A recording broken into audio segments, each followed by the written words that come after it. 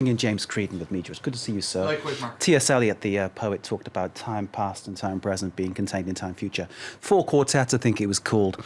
American politics looking a little bit that way with the Bush-Clinton rematch, perhaps. What about France in 2017? Could it be Hollande, Sarkozy? Are we that different in Paris to over Well, the one of the US? parties is called the Républicain. Right, indeed.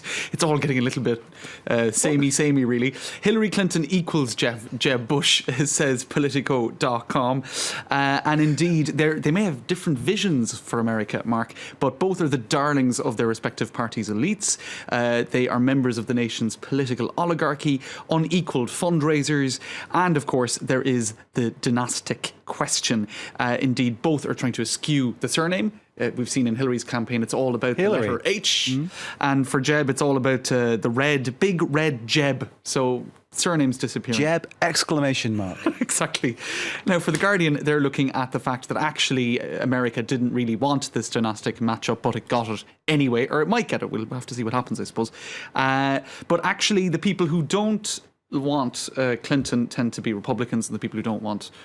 actually, if you poll people in the parties, they don't seem to be bothered by the dynastic element. There was, I think, a CNN poll showing that amongst Republicans, 48% were more likely to vote for Jeb because of his brother and his father, then 32% less likely. Interesting. Can we get Kate's point of view as an American? One of the only Americans in the France 24 newsroom. There are a few, but go on. You're the one I trust.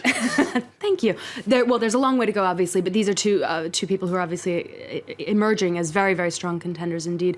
A lot of people do, so, as James said, seem to think it's a little bit of a deja vu situation, right. But we're a lot of months before election day. We're not going to ask her how she votes, are we? No, we're not. Carry on. We'll ask her later. So. But Hillary does have one advantage, as the Washington Post points out, and I think it's going to roll down in just a moment. Another Bush, the first woman president. So it's easier for her to get out of the whole another Clinton thing because she's got this quite strong ticket in terms of, I suppose, that quite valid gender argument, right? So there you go. There is an element of that. And then Le Croix, what is it? Not Le Croix, but 20 Minutes, the French version.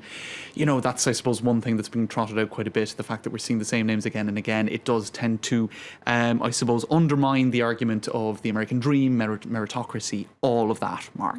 Okay, it's kind of like its own monastic, dynastic kind of inbred. No, I'm going to go with that. Right. Let's talk about one outsider who's declared himself, an outsider with lots of financial clout. That's right. Making a big noise. Donald Trump. He's played his trump card. I did check that in Google, and of course it did come up. My favourite headline is the Huffington Post UK edition, the comb-over in chief.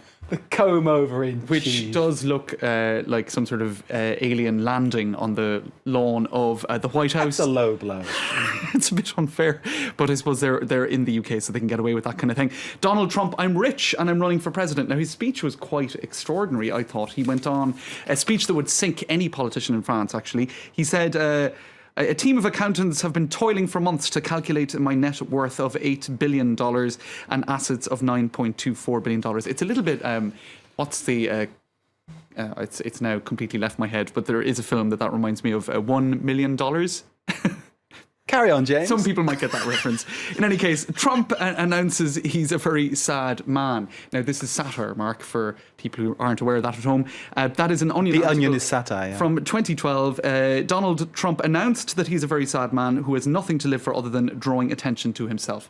Well, I suppose that would have a certain degree of relevancy today if you agree. You could say that about many people, though, couldn't you? I suppose you can. I mean, we're on television. We're guilty of that as well, you know. So. True, a little bit of a... Yeah. There you go. Yeah. In any case, it's kind of funny, and people did trot that out, saying that because he's threatened to run for president, or at least New York mayor, on a number of occasions, and this, the announcement did eventually come. You got today. $8 billion in the bank. You can afford to indulge yourself in these mere trifles, can't you? Absolutely.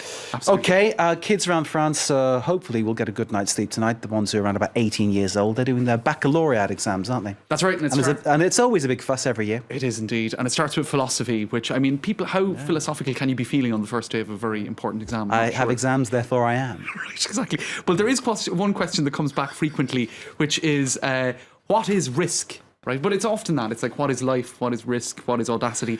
Indeed. And there's been an urban... You should know that. Well, I don't know. There's been an urban myth doing the rounds for decades, Mark, that one person answered the what is risk question with, this is risk.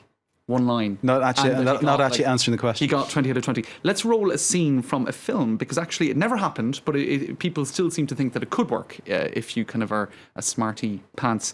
But it was actually seen in a film called Le Pion, where the teacher in question in this Le film... Pion, the pawn, I suppose. That's it. Yeah. And he handed back a paper to the students. The question was, what is risk? And you can see he'll open the paper here, and there was, I think, a one-line response. And that particular teacher said, some of you wrote about risk. This man, with his pen and his blank sheet of paper, took a risk. And you can see the risk there. And that sort of engendered this...